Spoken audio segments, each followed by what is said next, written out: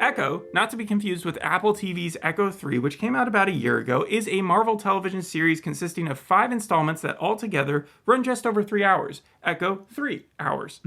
The main character is a woman named Maya Lopez, not to be confused with Mayan Lopez from Lopez vs. Lopez, although both shows coincidentally deal with an estranged family member returning home and reconnecting with people from their past. Maya Lopez she was introduced in Hawkeye.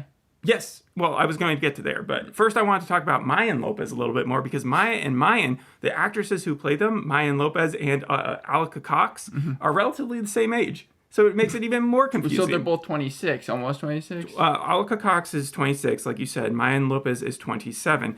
Maya's not just some homebody like Mayan. Just kidding. Like, I don't remember Mayan's character in Lopez vs. Lopez, but Maya's character is not just a homebody. She rides a motorcycle. Last we saw, like you were talking about, she was in Hawkeye. She was in New York. It was Christmas. She's confronting big bad pseudo-dad, because that was her uncle, who had taken her in, Wilson Fisk, a.k.a. Kingpin, and Kingpin. Wow, I had it written wrong in my notes, but it is Kingpin, and shooting him in the face, right? Despite believing that he was dead, Maya's vengeance will only be sated once she has taken over his empire and become Queenpin. This is the first Marvel show to be TVMA. It has less episodes. If you're not including the Netflix Marvel shows, yeah. I'm saying the current MCU shows. Ever since Disney Plus really started coming out with these Marvel shows, like in Phase 4 with WandaVision. It has less episodes, a different tone. One less episode than some of the other series. Yes, but it was released all at the same time. Also has less VFX than, say, something like WandaVision. I thought you might tell me because of the writer's strike that they had to cut down episodes. Maybe that was the reason why. But you don't know. I'm not sure. I know that with Daredevil, I think that they cut out some of him. I think he was supposed to be in more of the series because he's in the posters and the trailer for this thing. I felt like that was a little mismarketed, but it doesn't even have the Marvel logo. I honestly didn't even know he was going to show up, and it was a pleasant surprise to see him in the first episode. But did you recognize they didn't have the Marvel logo? It was Marvel Spotlight. I did, because usually you see all the other films being blasted in front of you at the beginning of every episode. This is something different that Marvel is doing, where they're going to focus on secondary characters and make the stories more grounded, because like I said, there's not a lot of sci-fi going on in this one, at least in terms of what happens. The superpowers are relegated to sort of a side story while the family takes priority, and also the Wilson Fisk and that's exactly what Sydney Freeland, the executive producer for this, said. She said it was less about the fate of the world and more about the fate of Lopez's family. Yeah, and usually we like to do one episode of these, but because we're doing all 5, I'm going to run down the plot really quickly for each one so that we just have a synopsis. If you haven't watched the show for any reason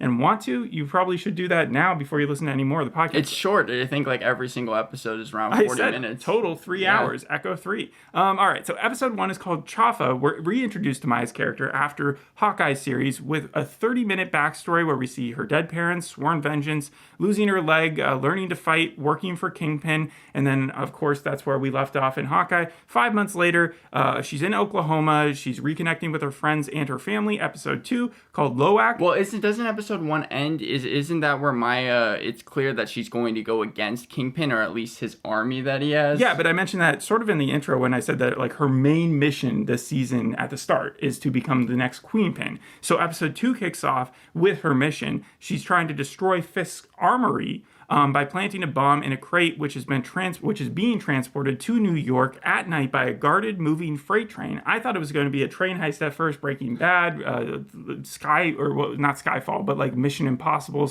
/ we've seen Daniel Craig on top of trains. Everybody likes to run on a train once in a while. She's successful with the help of Biscuits. With the help of Biscuits, not her friend. I think it's her cousin.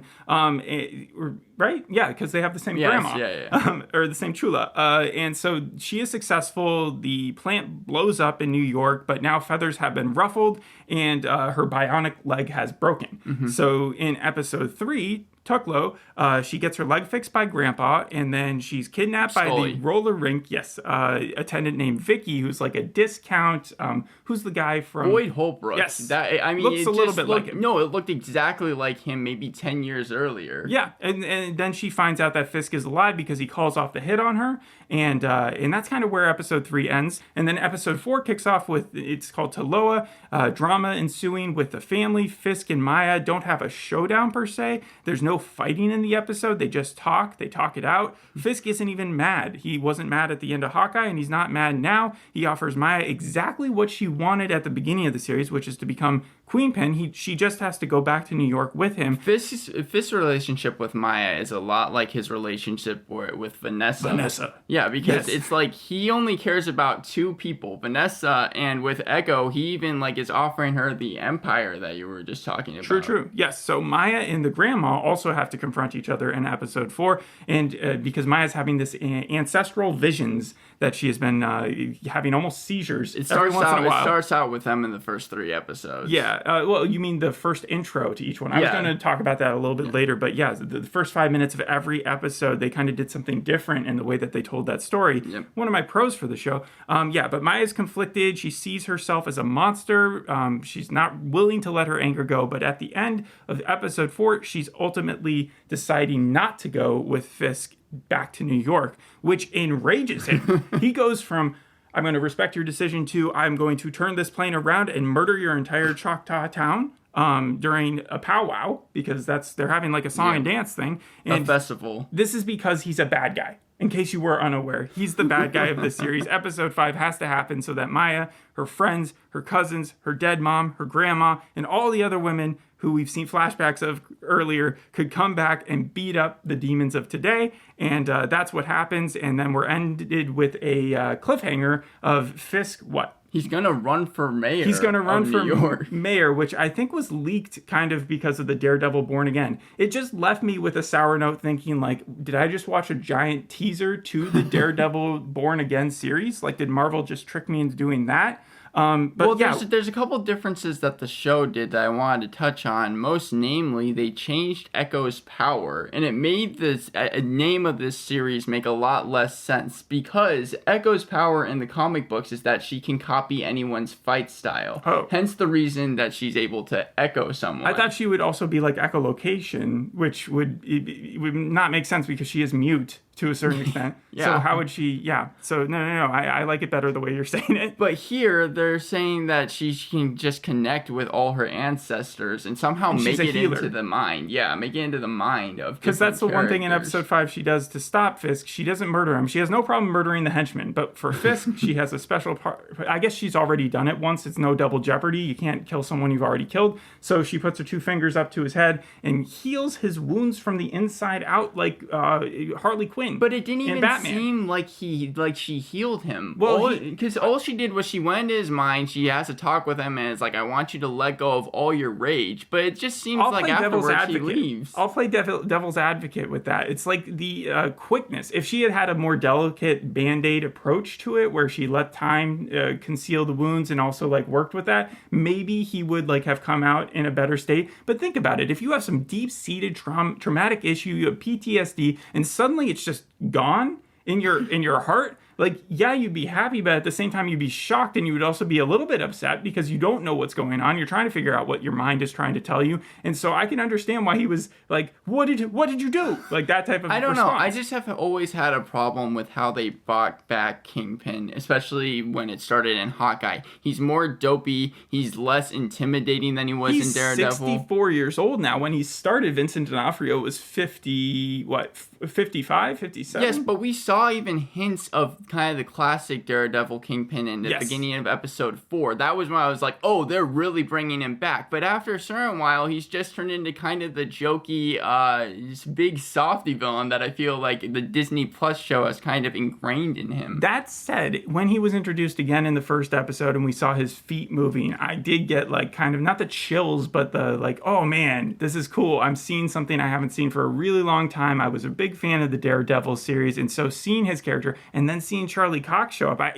you cannot have disliked his cameo. I was talking about my cons, but talking about the pilot for this, I enjoyed, or my pros, the pilot for this was a lot better than I expected it to be, and Charlie Cox is only in there for actually 98 seconds. They timed it, but that fight scene... What, did they time it because of his contract? Was he only paid for 98 seconds? No, I'm saying that articles just came out, because there's been a divisive exchange as to whether he even should have been in this series at all, because the posters posters have him on the cover. They market it like it was going to really be a show about him and Echo. And that's why I don't pay attention to the marketing for this type of thing. And it wasn't like Disney pushed this one up to the front of their when you logged in every time. Like it wasn't the promotion that Oppenheimer or Barbie got, any of that. The one fight scene though, the one shot take, that was probably, I think, one of the best MCU TV fights that we've gotten. It's interesting because Netflix was known for bringing a little bit more grittiness to these characters versus what we'd seen in the MCU.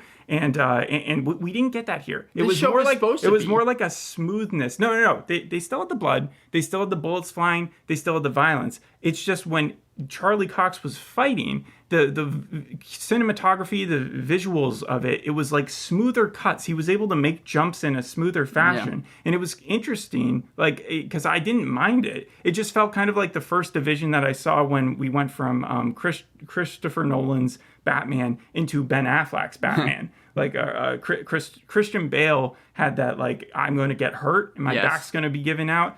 And while Ben Affleck's Batman was like more about his suit could handle anything. It feels like Charlie Cox here, he did that jump over the fence that was like, I had to replay it almost because it looked like it was done with some sort of trick. I like how they introduced a lot of it. I thought that they overdid the silence in the show. Maybe a little bit too much. The heart-thumping action sequences I enjoyed at first because of the lack of other sounds. But also when it was introduced, when Echo is inside and the police are outside and she has that motorcycle and it went silent, it was reminiscent of the 8th Star Wars film where you don't hear anything, but you just see the visual of the motorcycle going through the glass and landing on top of the cars. You thought that was cool? Because to me, I didn't care what was happening in that moment. Again, the first 30 minutes was just there to acclimate us back to this character, who I wasn't like a huge fan of in the Hawkeye series. She just felt like a substitute villain there. But here, I do like how I feel like the show was able to grow. You like the pilot. I like episode 2 through 5 more because I think that's where it became a distinct and separate identity as far as Marvel's concerned. Now, it did like to fall back on a lot of tropes that we see in superhero stuff, but that's getting into my cons. Do you want me to jump right into those? Because sometimes it felt like the show was going through the motions. How so? Well, for one, are the parent deaths in Marvel characters' lives getting quicker, or is it just me? First, you have Kate Bishop. Not first, but like you have Kate Bishop from Hawkeye, Jessica Jones, Daredevil, Finn from Guardians of the Galaxy. That is his name, right? Iron Fist, Iron Man, and Black Panther. And now here as well, it's like it's a rite of passage. Your parents have to be dead in some way that then motivates you, kind of like Batman style, to then become a superhero. But I don't think extra motivation if you are teamed up with a disability, i.e. Daredevil with his eyes, War Machine with his back, Iron Man with his heart, Hawkeye with his hearing now, and Nick Fury with his eye as well. Alaqua Cox is actually deaf, and she is an amputee. Yes, so she's great in the show, and so is the acting overall, I think, is great. I love Vincent D'Onofrio, Charlie Cox. My favorite character was actually Henry. Like, Henry? Yes. I thought that his scenes with Alaqua Cox, I forgot what his real name is, and I have it written down here. Chesky Spencer. He was billed second after her, so he was considered the second main lead. He's from Banshees. Also, he actually is from Oklahoma. He was in Twilight, I think, and I haven't seen the movies, he was. But I definitely know that that's where he was most famous from, because when I clicked onto his Wikipedia, that's what it said. And I just found it really funny because his scenes felt the most real. It felt like I was watching Coda when I was watching those, because his arguing with Alaqua Cox, you could not tell me, if you told me he learned a sign for this part, I would be floored. I would like, yeah, nothing would make sense to me if that was true, because he seemed like he was so on top of it, so ingrained in his, like it felt like he had known sign for I think you and I are going to differ on a lot of things, because I think episodes 2 through 5, really the show just plummeted, and when it got to the scenes where they're arguing in sign language, I couldn't help but think about Switched at Birth. I never saw an episode of that, the like ABC show that came out, but I always remember promos where they showed family arguments, and even though what they were saying like made sense in the scenes that in Echo, it just seemed like there was so much drama put behind them. But that felt more like with the grandma and her scene, or maybe her and Bonnie, where I don't think that relationship blossomed as much as it was supposed to, partially because Bonnie was barely in her life in this series, despite them constantly bringing her up, like, you should go see your best friend. But also Biscuits seemed like he was really going to be part of this show, show in the second episode when he's helping Maya with the train heist. But he's then he comic doesn't relief. even show up. He doesn't even show up until the finale. He doesn't even do anything. But you can't say the thing about drama, because he was never the drama guy. I was just talking about characters. And as far as characters are concerned, the reason I was saying Henry is better is because when she is given the ultimatum of, hey, come back with me or stay with your family, she goes to Henry. Henry describes how Fisk had killed the rest of it, because we knew that there was past there, and that Fisk had threatened to kill a bunch of people or had killed a bunch of people in his life. He was saying how he's like 40, you think I'm 45 working at this roller rink for nothing? Like, I was forced to do this. I felt like those scenes where he was trying to convince her not to do the bad thing were the most effective. They made the most sense, and they worked the best for the plot. So maybe I'm just conflating that with his acting as well, but that's why I thought that those two characters worked so well together. I'll give you that Henry did have a place in this series, because when I'm talking about different characters like Scully, who I at first thought was going to be like Melvin Potter, the person who was working on Daredevil suits. Grandpa, I've seen him before though. Like, he's been around forever. And then it was cool to see Zahn McClarnon show up as her dad in the first episode. And I like William as well. But going back to Scully, I don't see what the point of his character was. I know that they really were trying to hone in on Maya's estranged grandmother, Chula, but I did not understand why she was such a focal center point in the series. Well, family is. It's a family-based show. You could even take the superhero out of it and then just keep the family stuff, and you might come out with like a B-rated plot here. But I think he was also there, the grandpa and the grandma. They had 3 different costume fixing / making scenes. Usually you only get one, but that, again, is a trope. Getting back to my cons, is Billy Jack the dog? No offense, I like animals, but is he the new Lucky? Like, it feels like every Marvel entity has to have. You have Cosmo, the astronaut dog, from Guardians of the Galaxy. You have Gus, the goldfish, from Moon Knight, was it? And then you have Anthony, the ant. You have Alligator Loki. And, of course, this one just felt the most like Lucky, because Lucky had one eye, and Billy Jack, who plays the biggest role in episode 2, like you were talking about, he's kind of just there. At this point, they're just throwing an animal on the screen and saying, let's make a funny name for him. Because this one doesn't do anything except he doesn't even fight any crime. You also have the cat that like scratched out Samuel Jackson's eye. Yeah. So are we going to get a... goose. Are we going to get like a Super Pets for is that going to be like the next Groot series where it's like five minutes? It would probably be a Marvel Spotlight series, but yeah. That would be so much more entertaining than What If at this point, if like you saw it from the animals' perspective, but from every single world that those animals were in. So, like, you see the background going on, and then that animal getting into some adventures. Okay. This show reminded me a lot of Reservation Dogs, because just talking about Zahn McClarnon, that also took place in Oklahoma and also focused on Native Americans. In fact, they got the director for, like, I think, except for episode 3, she directed everything else from Reservation Dogs. What was the last show that we did? My Brother's Son. All Asian cast. I know that Dark Winds had a heavily Native American production team. I felt like that was probably going to be the same, because at the end of the series, it did like put special recognition. It was like, thank you for the collaboration with the Choctaw Native American tribe. That I agree with you that episode 5 kind of sucked.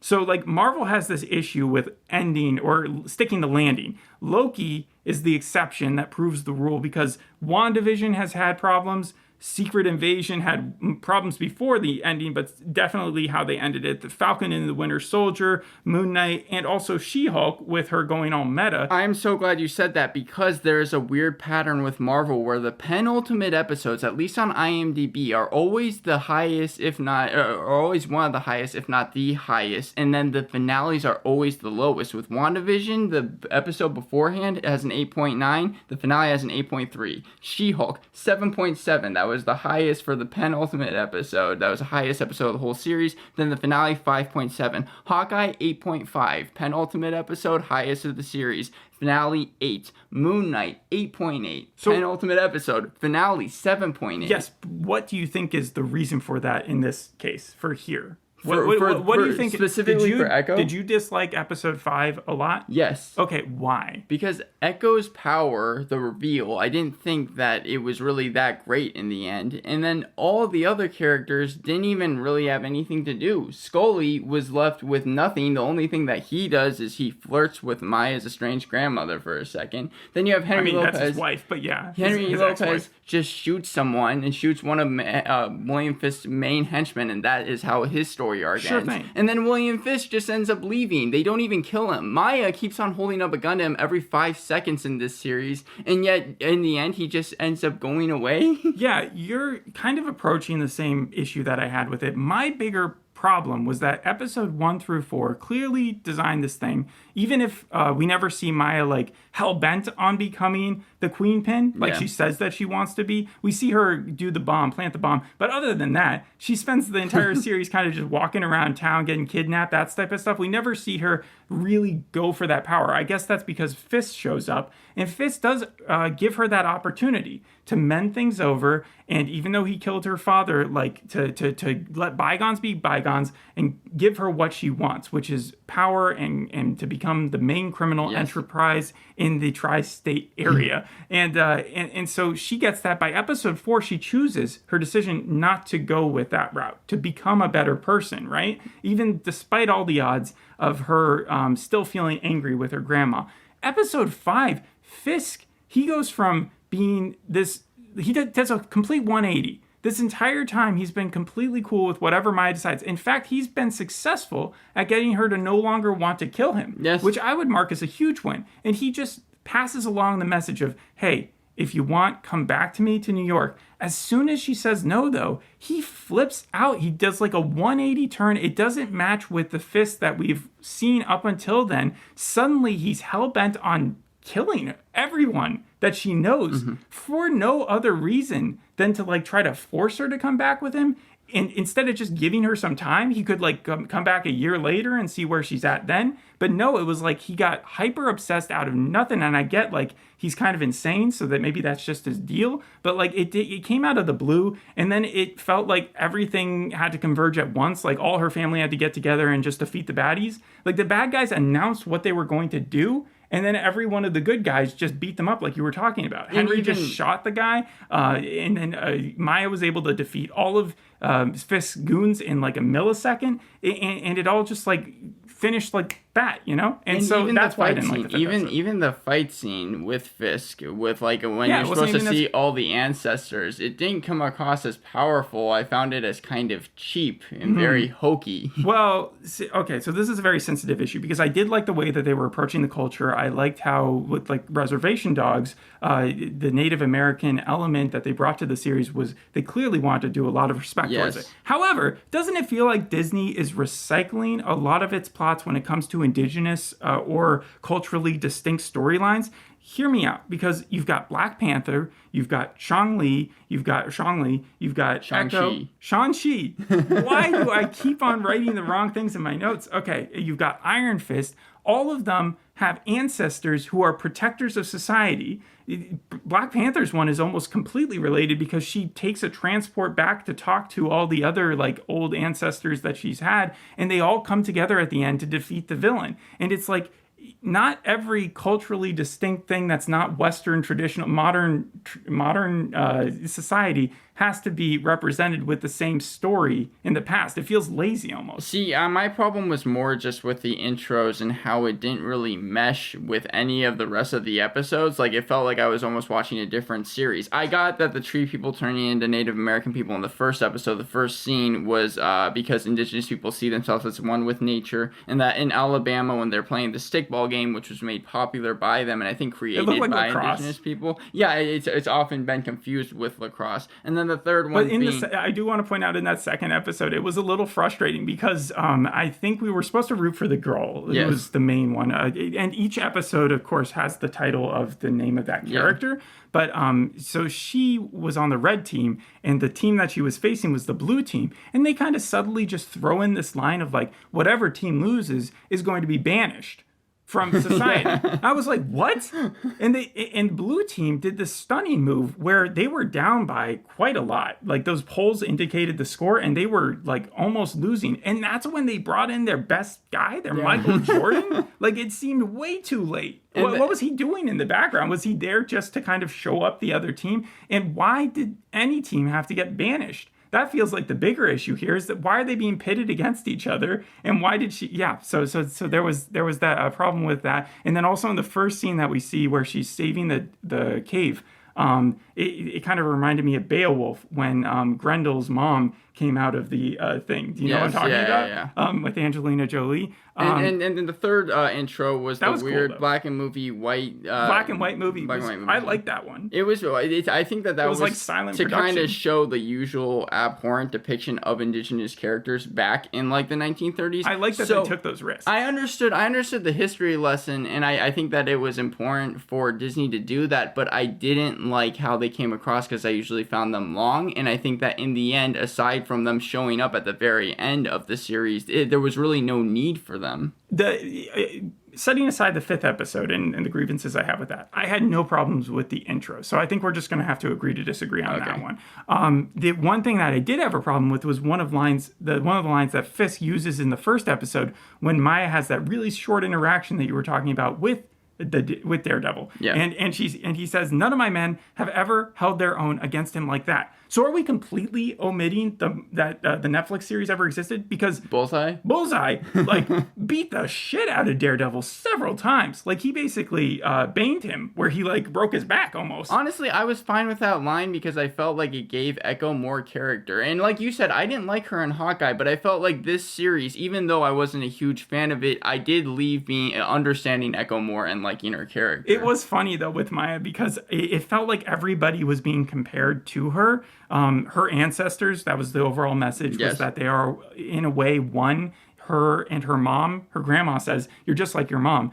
Her grandpa says, you're just like your grandma. Fisk thinks she's just like me. Maya can't be everyone. And I think part of it is the fact that she doesn't talk audibly, that everybody just associates or puts themselves into her position. That's also a pro for the series, though, because the fact that we don't get a smart Alex, smarmy, narcissistic asshole being the main character is kind of a one-off. Like, even if you look at Kate Bishop, she's just super, like, off the cuff and stuff. And any sort of smart alecky responses are kind of saved for signing, and they don't come across as rude that way. What would you give the show out of 10? Overall, I think Echo really comes into its own after episode 1. I appreciated the risks it took, the silent movie intro, the cameos.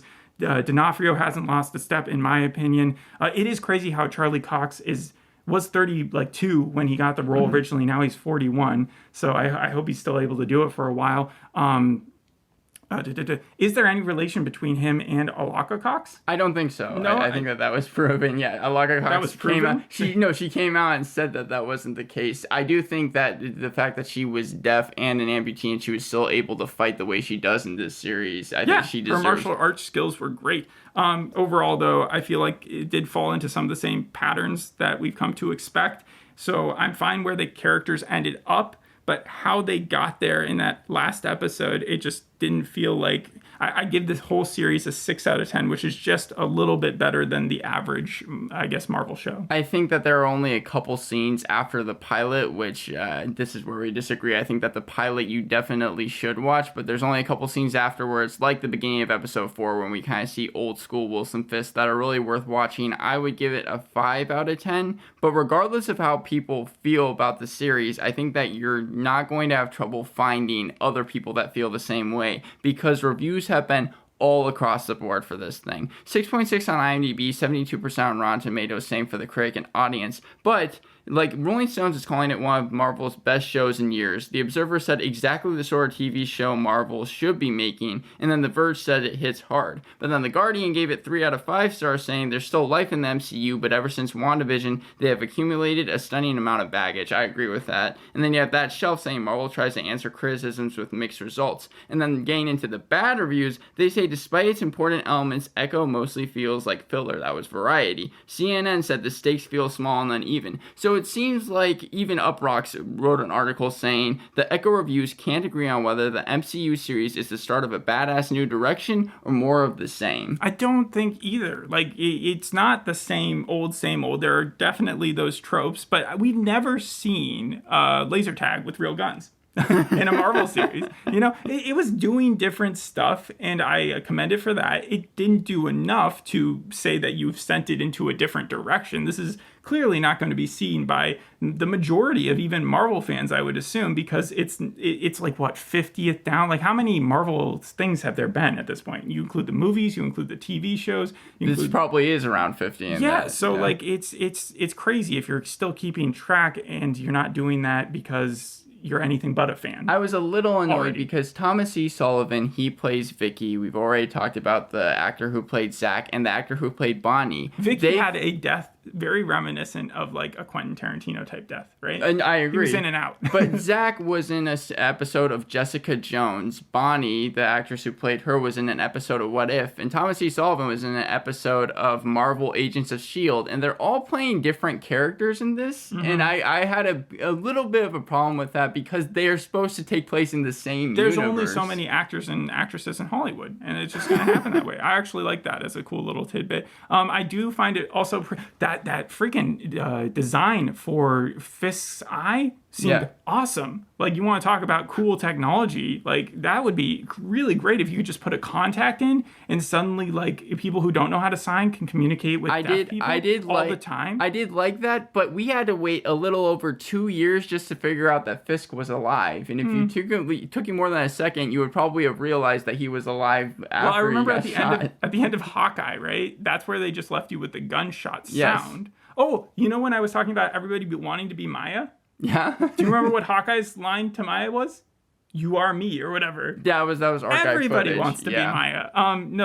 So where am I going? Yeah, so we didn't know who was even shot. So my thing was I thought that Echo was not dead, but like maybe Wilson Fisk just pulled out a gun. That he like knocked it away from her and it shot off somewhere, or like they were going to explain that other than him getting a black eye. I'll end it with this Marvel Spotlight. The reason it's called that is it's inspired by an anthology comic tryout book published by Marvel in the 70s, proposed by Stan Lee. It ran the first volumes from 1971 to 1977 and focused on characters like Red Wolf, Ghost Rider, Nick Fury, Agents of S.H.I.E.L.D. And the reason was, instead of launching a new characters, Stan Lee was like, why don't we just make comic books with already established characters, and if it doesn't work, then we'll try something else. It won't matter, yeah. Yeah, the last thing I want to put in there was that we've done 2 shows of our first 3 for this year where the main character's name is Maya. And it's really interesting because both of those shows have a comment directed towards the Maya character that says something like, people close to you are the ones that get hurt. In Fool Me Once, it was her sister and her husband. In this, it's her parents. It's her family. It's like anybody who's around her is getting at least threatened to be hurt. So I just like the crossover and a lot of this stuff. Okay, so we just reviewed Echo 3 Hours. Thanks for listening. We'll see you on the next episode. Hope you enjoyed this one. Bye. Bye.